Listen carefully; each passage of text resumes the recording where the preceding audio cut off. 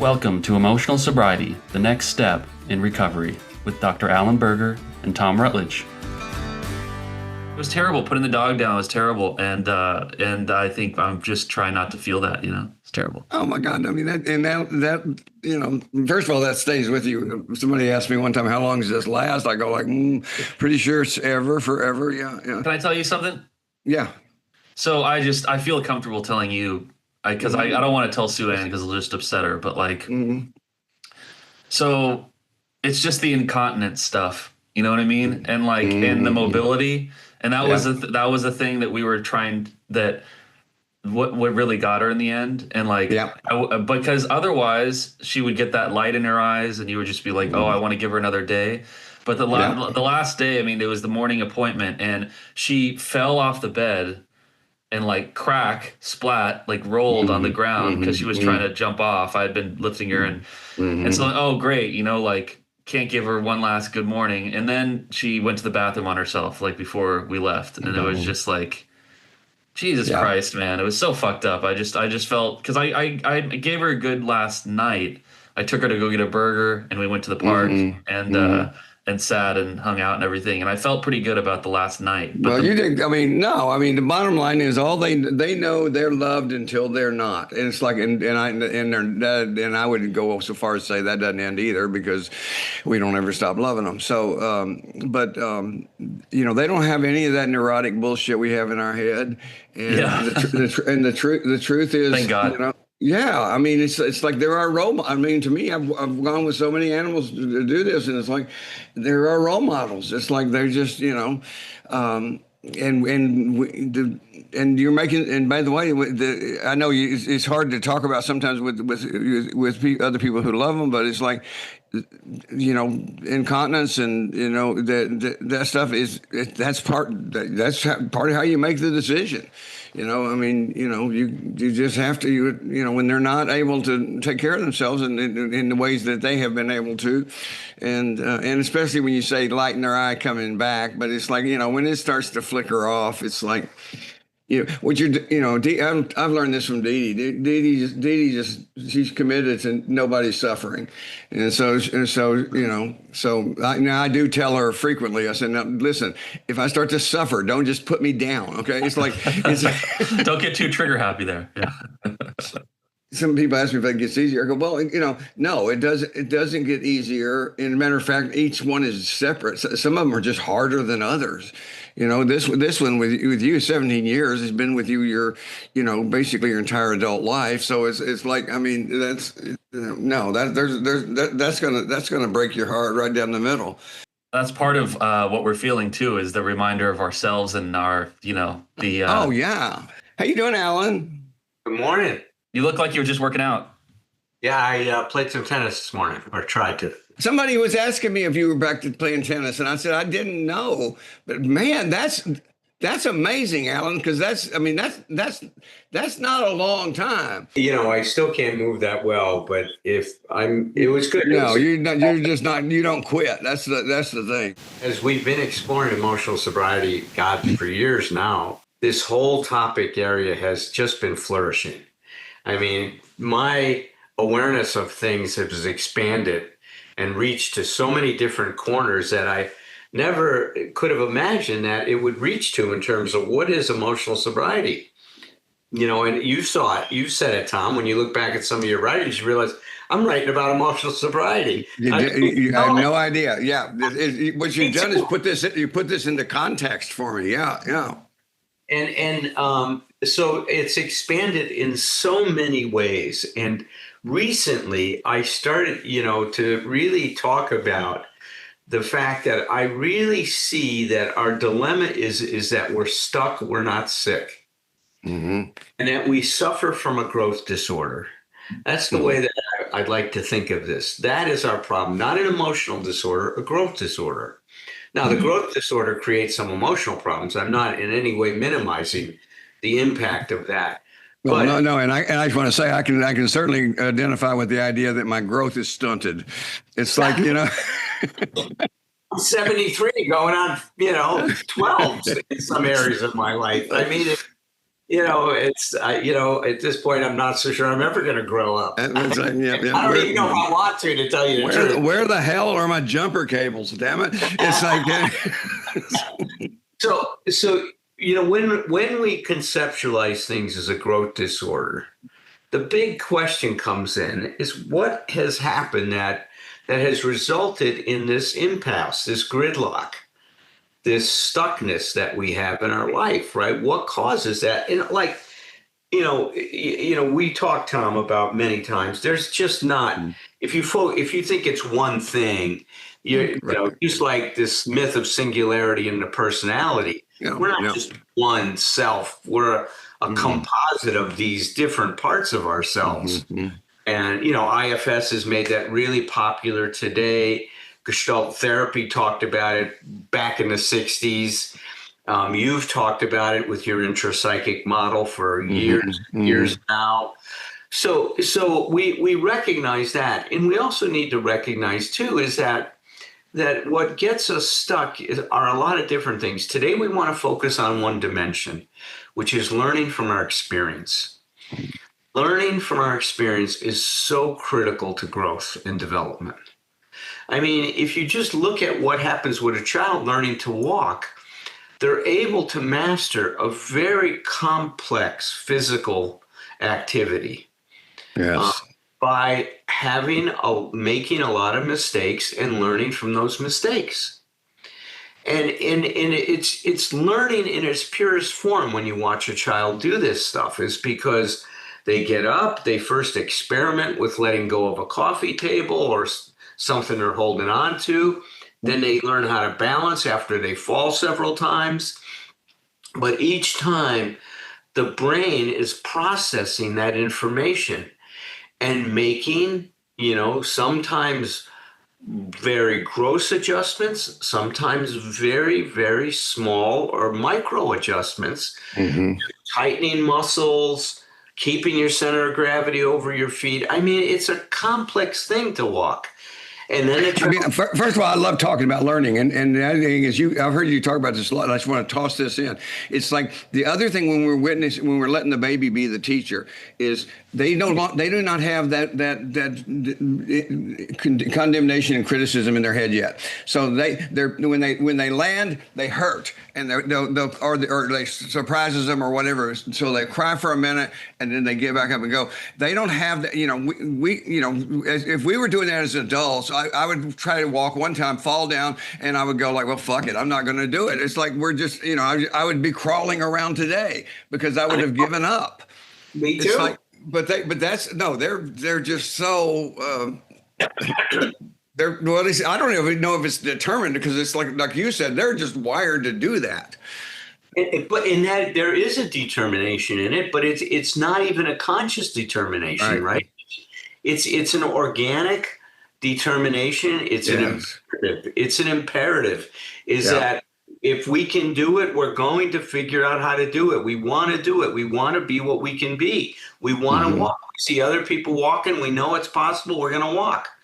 I mean, it's a powerful, powerful thing. But now take that into adulthood, just like you said, Tom. So much of the stuff that goes on in our head and the messages we received, the messages from our family, from our culture, in terms of how we're supposed to be and how we're supposed to learn. I think that's the thing we want to focus on today, is how are we supposed to learn?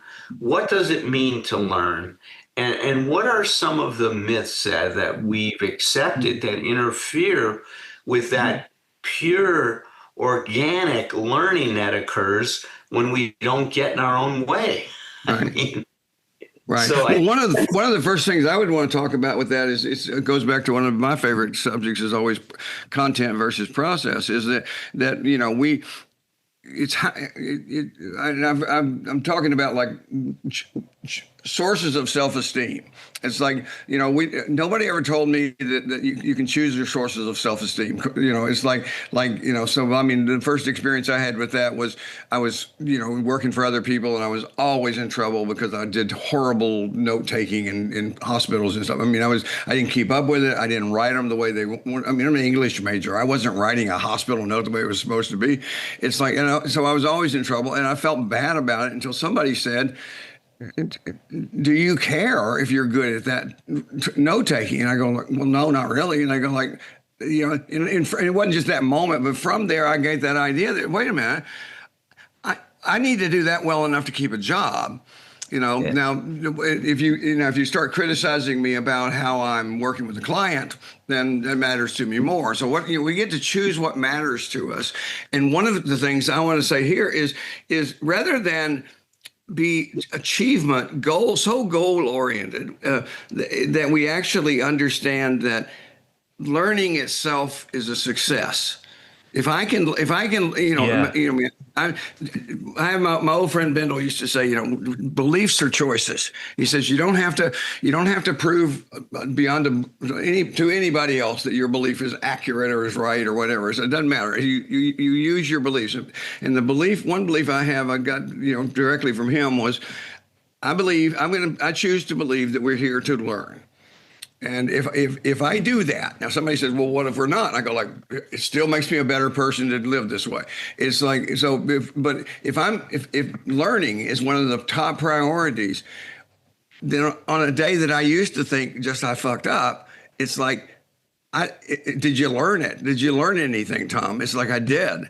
And it's amazing how much better, solid I can feel when I feel like whatever it is I did, I'm going to be able to make use of it. The first thing that I really sought mastery over was filmmaking.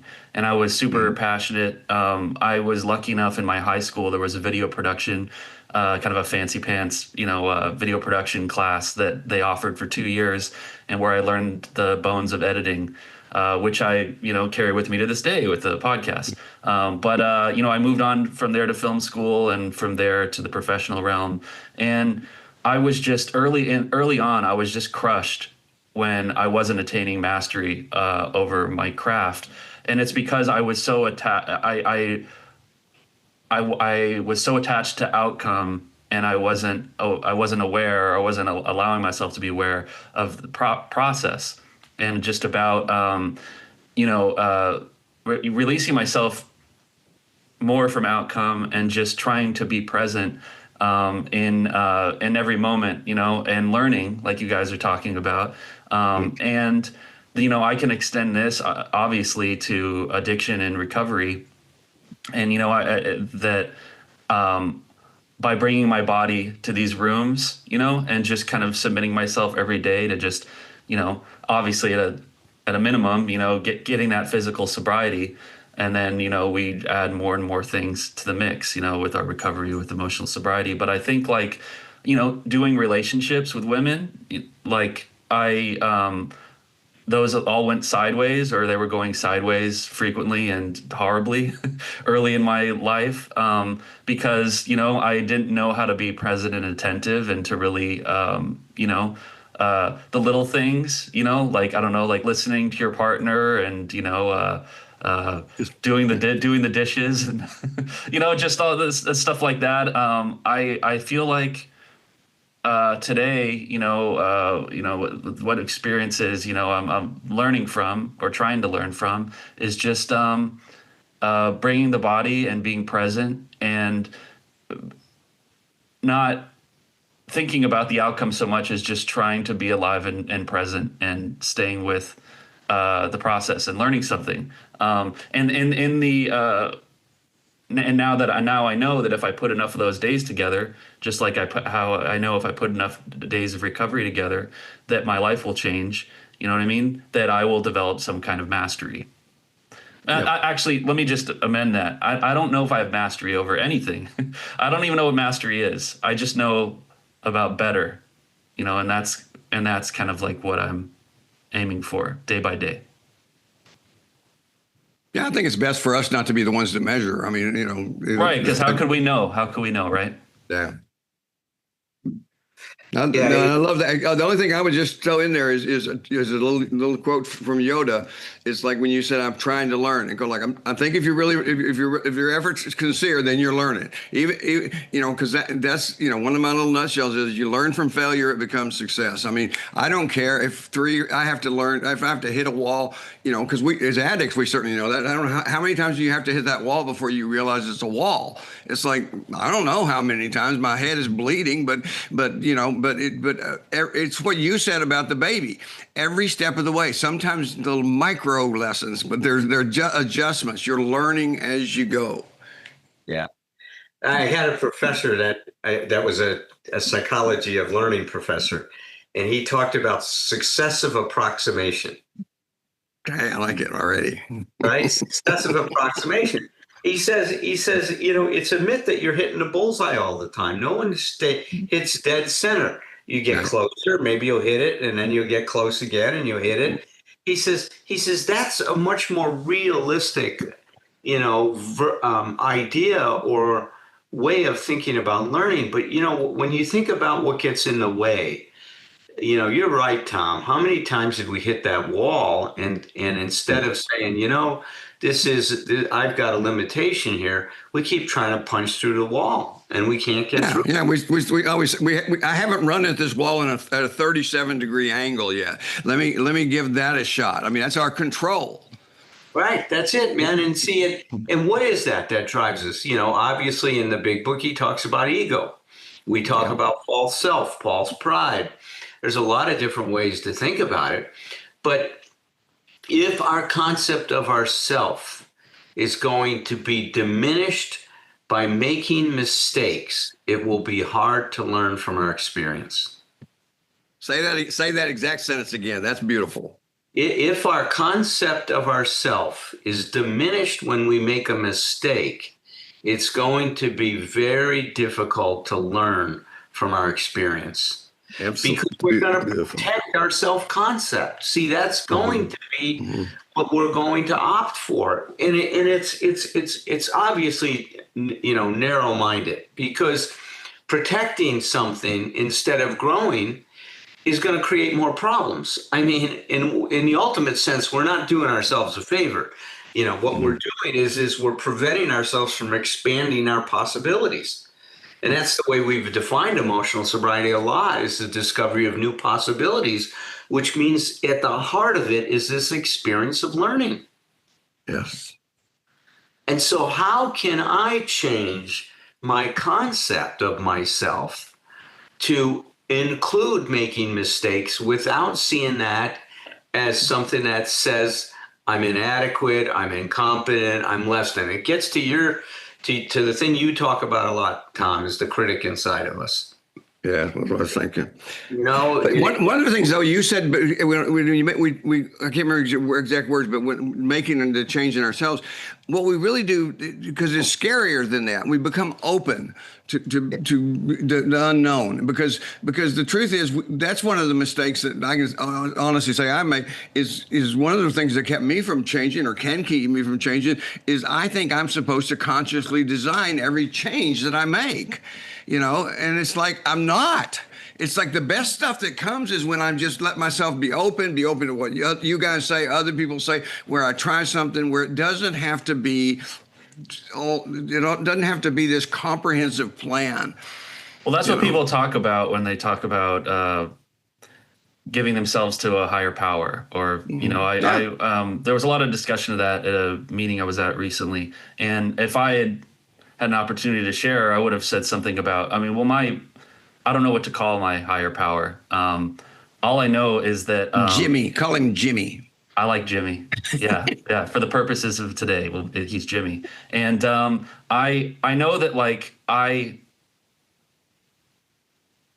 I couldn't throttle my desire to just drink and use all day. And I can't throttle my desire to just sit around and watch TV and or not pick up the phone, people call me, or exercise, or do any number of the things that give my life value and joy. I'll even say value, meaning joy.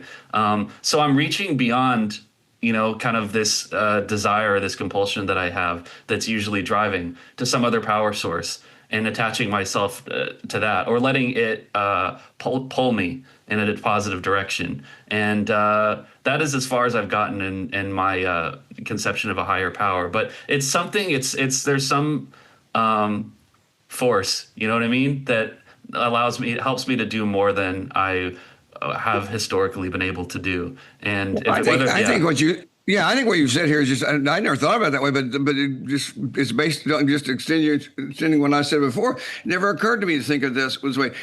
We also think we have to design our higher power. We have to be able to fully define that. It's like, by definition, I can't conceive of that. It's like I know something of it. I know I can experience something of it. But again, it's that deal, and it's fear. It's judgment, and it's fear. I'm afraid if I don't, we're just taught in our culture that knowing is everything. And I mean, think about that, Alan, how much effort and energy do we put into therapy, helping people know it doesn't matter. You don't need to know. You'll know when you know, and it's like, that's not the point. There's not going to be a pop test. There's not going to be a final exam. I always say God gives lots of retests, but as far as I can tell, he doesn't flunk anybody. We've all been retested, and we will be. You were talking about it earlier, Alan. And sometimes I'll think I really have mastered something, and then I feel this sharp pain in my ass, and guess what? It's back. And so as an old guy, I actually think more times than not, now I'd rather I just kind of take a deep breath and go, oh, okay, here we go again, rather than just to take the pause I used to take and just spend, put aside about 3 or 4 weeks just to beat the holy crap out of myself. It's a waste of time. Yeah, great point, man. Great point. Great point. And it is, I think that there's been a quest, to ever since science has kind of moved to the foreground to master, quote, nature, which is still a myth. I mean, as much as we try. Right. It says, I'll tell you who really is in charge. I mean, what was that line? I loved it in Jurassic Park by, what was the actor? Jeff Goldblum. Yeah. I was going to say, I bet it was, I don't know what it was, but I bet it was Goldblum, yeah. Remember when he says, you cannot control, nature has a way of finding its own path. Mm-hmm. Right? Remember that great line when they were nature finds a way. Yeah. Nature finds a way, and that's so true. But there was such an emphasis on us mastering our world, right? Like you said, Tom, that if I don't master it, I'm going to be consumed by it, right? Some kind of thing like that, which, when people learn to let go, which we could say is another way of thinking about emotional sobriety. When we start letting go, we realize, I'm not necessarily, I'm not consumed by this. I'm not losing myself. I'm not feeling less than. I'm feeling actually more connected. I'm feeling more in the flow. I'm feeling more a part of life rather than trying to control it. It is the opposite, man. And that's a big lesson too to learn. And how many times do we need to learn to let go? My God. I mean, you went through that with cancer. I mean, all you. I always tell people when you make it, you don't. If it's really something you really need to work on letting go, I promise you're not going to let go one time. I've got the pen. I hold on to it. I drop it. I pick it right back up. It's like I drop it from my right hand. It's in my left hand. It's like that. Everything becomes that. It's a part of the practice we talk about. It's like I'm going to keep letting go of this until it becomes natural for me not to be holding on to it. Yeah, like what I observed for you, and I think Patrick observed, is that you were trusting the process. You were getting treatment, and your job was to endure the treatment. Right. And it was a lot, man. You endured a lot. You took the man. We Well, saw you. well, you have too through you guys, your injuries. It's like, but I'm laughing because I'm going, if you, I don't know if you, I think you probably remember when I first came back from the treatment, I had a lot of people say, thanks for how you were a role model and said all this great stuff as you were going into treatment. And, that was my confessional. I don't know which episode it was, but I just said, oh, I didn't. All that's good. I said, I agree. I said really good stuff. I didn't do any of it. It's like, I lost every bit of it. It was just, I was just sitting there, and but see, now I'm thinking about it, as I'm going, as I'm processing it the way we learned to do that now, it's like, I'm not telling you that story with shame. It's like, I'm telling you the story because there's lessons in that. It's like, I need, because the truth, well, now that I can actually acknowledge progress. Was I shocked that when I realized I wasn't able to hold on to it? No, I didn't like it. It felt horrible. It felt terrible. But no, I didn't spend any time thinking, oh, I've been telling people this. And, I just, well, okay, I need to probably, measure my words next time. It's such a joy through you guys that, like, I'm experiencing a little bit of time going in reverse because you guys are healing and getting healthier, after a period of injury and illness. And anyway, it's a rare treat, I feel like, in life to kind of, I don't know, to see the restorative aspects and to kind of see how, things repair tell me themselves. if this is true for you, Alan. It's like because we don't see ourselves from the outside, so it's like it's interesting to get the feedback because I mean, as recently, I finished my treatment at the end of 23. It's like the radiation was still working on me for some time after that, but it's like I had somebody as recently, maybe as last couple of months, that just had been seeing me on a regular basis, just said, "Man, you are feeling." And Tom Powday said this too. It's like he said, "Man, you're really back." It's like, and I'm going like, I thought I had been back, but I just listen. People say your voice is back. Your sense. I think you said, Alan, that was you that said your sense of humor is back to on course, and you didn't seem very happy about that. But it's That's so good. That's funny. But not only that, see, one of the things that happened at that point, and you weren't aware of it because you were on the inside. Mm. You were having trouble reading and articulating your thoughts. And I'm sure, yeah. You don't have trouble with that, but the treatment was really causing some temporary brain damage for you. Mm-hmm. And you were having trouble functioning. I mean, I saw it. We saw it when we were doing some reading at one point in time. Mm-hmm. And that's what I've really noticed is your quickness, your clarity, your ability to articulate. I mean, your sense of humor is part of it. You've recovered all of that.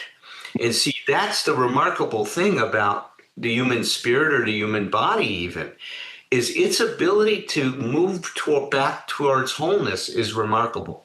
Right. Now we're talking about gratitude too, because the idea is every time I am infirmed or injured, it's not always going to be that way. But it's like boy, I'm gonna really celebrate it as it goes and appreciate the feedback that I've gotten from both of you. Yeah. Yeah, this is one of those things where you're back, man, and you're better. I mean, you're not just back to the way Tom was, but it's also clear from, in staying in line with our discussion today, that you were integrating a lot of lessons of emotional sobriety into your person, into your being, while you were experiencing your recovery and your treatment. Right. And you're just a great example now that I'm taking it out and putting you under a microscope and thinking about it. You're a great example of what we're talking about learning.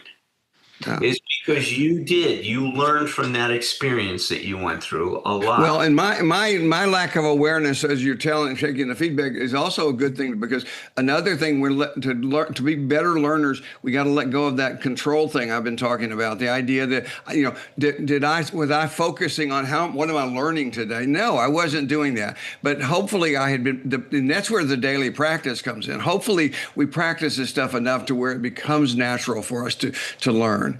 But the learning, I can do the learning. I can see where I've learned with hindsight, and that's where insight comes from. And you tell me that, and I go like, well, thank you. I appreciate you pointing that out, and I can see what you're talking about. Yeah, no, it's and I'm happy for that a lot. I mean, a lot. Well, thank you. It's really great news, man. I love you. Mm-hmm. I care. Well, even regardless of how I was functioning, I always knew I was safe here with you guys. Yeah. Sure. There's we need to put our head to pillow a lot of nights and just sort of, maybe we don't trust 100%, but we can tell ourselves that in the long run it's going to work out, or it's going to add up to something, or I just feel like there was yeah. The way I say it, Patrick, is a little different than trust. I say we need to have faith. Mm-hmm. Because trust is something more empirical, right? Mm-hmm. If I drop this pen, I trust it, or this clothespin, I trust gravity is going to take it down here, right? Mm-hmm. Mm-hmm.